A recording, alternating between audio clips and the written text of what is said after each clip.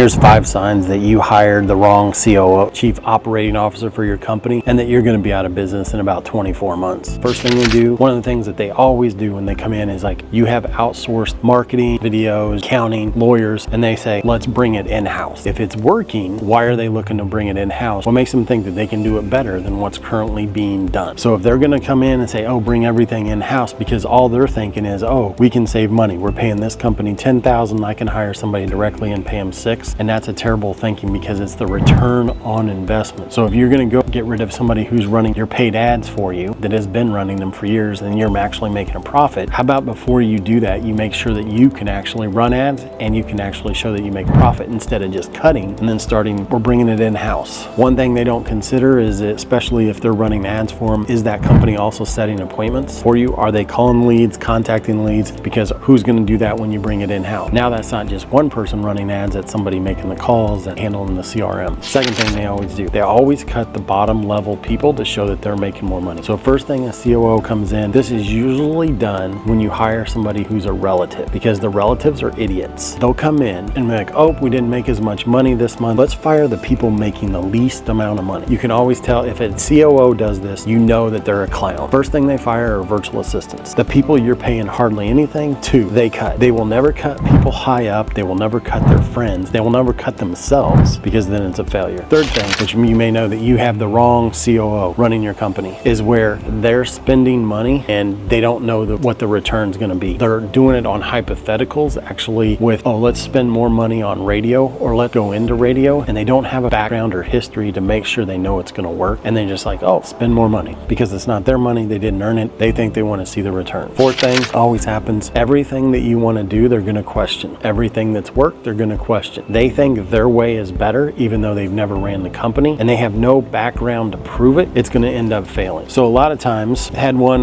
person out of New Jersey, their daughter started running the company. What they would do is they would have virtual assistants doing the work, paying them $10 an hour. They would get rid of the virtual assistants and they would hire an in-house person to pay them $25 an hour plus benefits. And they don't understand that, like, if a virtual assistant can do it, you don't ever bring it back in-house. And so, oh, we made more money this month? No, you didn't. You actually lost money because your expenses were higher. Most COOs that are running companies, and I think it's probably the worst position to hire, is they don't understand that you care about profit. Instead of making $1 million, maybe you make 1.1, but if your expenses go from 700 to 900, you didn't make any money. And they don't seem to comprehend that, and that's a big problem with COOs. And that's why I tell everybody, don't hire a COO until the last position, because they're usually clowns.